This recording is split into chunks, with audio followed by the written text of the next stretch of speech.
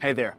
If I wanted to become an incredible storyteller in 2026, I'd probably ignore 99% of the advice out there and I'd just focus on 3 simple habits. Let's start with habit number 1. Imagine 2 people.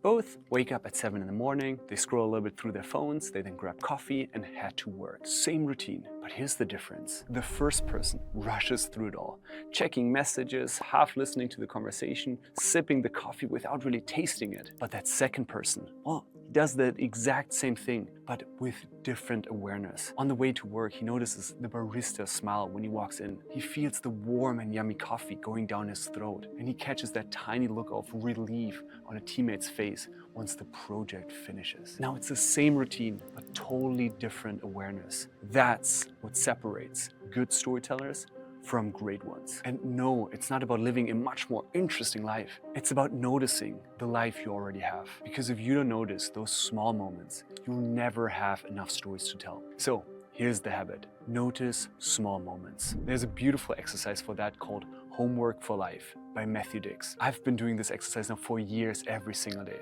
Here's how it works. At the end of each day, ask yourself, if I had to tell a story from today, what would it be?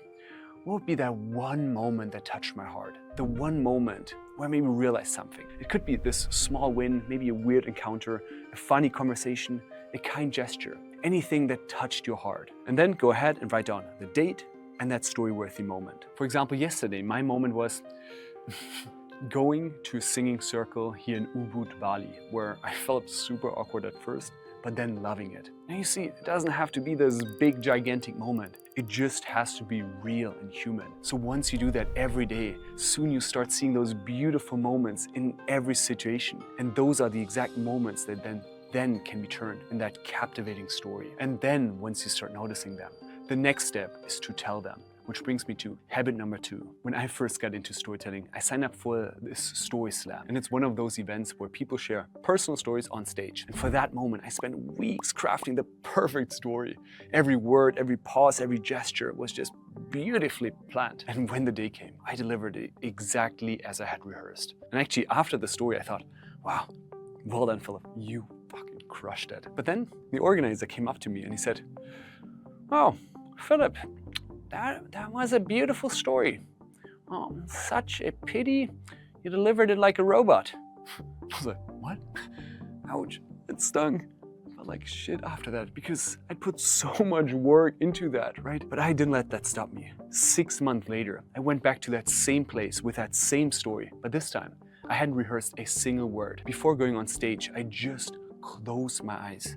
And I went back to that moment. I saw the room again. I saw what was going on and I felt the emotions of the story. And when I spoke, I simply described what I saw as it unfolded in front of my mind. This time, this guy comes up to me after my story and he said, wow, that was the most powerful story I have ever heard in my life. And I just stood there and thought, wow, the story hadn't changed at all. I had.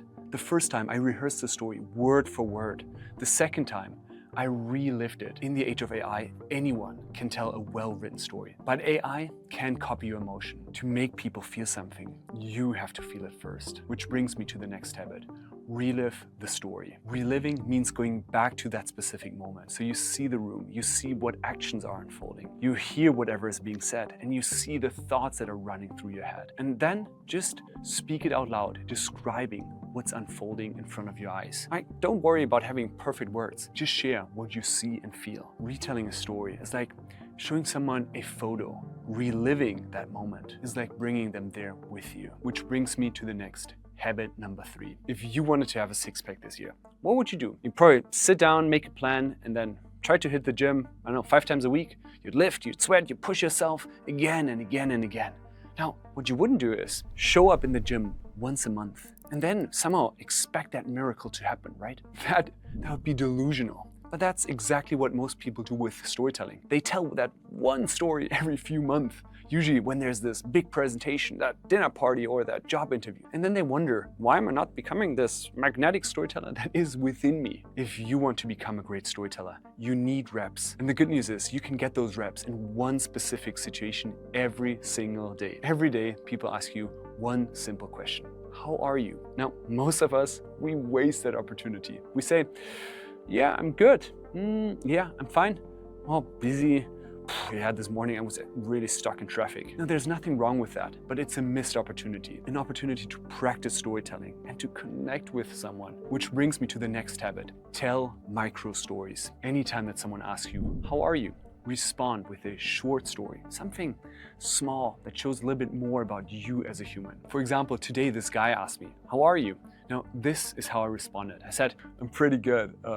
Yesterday I went to my first kirtan ever. It's a singing circle where everyone's wearing white, everyone's barefoot, and just a bunch of hippies together. At first, when I got in, it was so freaking awkward. But then after that, it was kind of liberating. So yeah, that was the last thing. What about you? What was the last new thing that you tried? And how was that for you? Now you see, it's a tiny story. It's nothing dramatic. Obviously I could tell much bigger stories, but that's not the point. The point is just to get some reps telling those micro stories. Because the more you do it, the more you realize that you're not just exchanging word, you're building a connection. Because storytelling isn't built on stages. It's built on those small moments that matter. That's it. If you just focus on those 3 simple habits, you'll become a master storyteller fast. But once you've gotten more comfortable telling stories, it's time to spice them up. If you want to learn how to turn any average moment into a captivating story, check out this next video where I share some of my favorite storytelling techniques. See you there.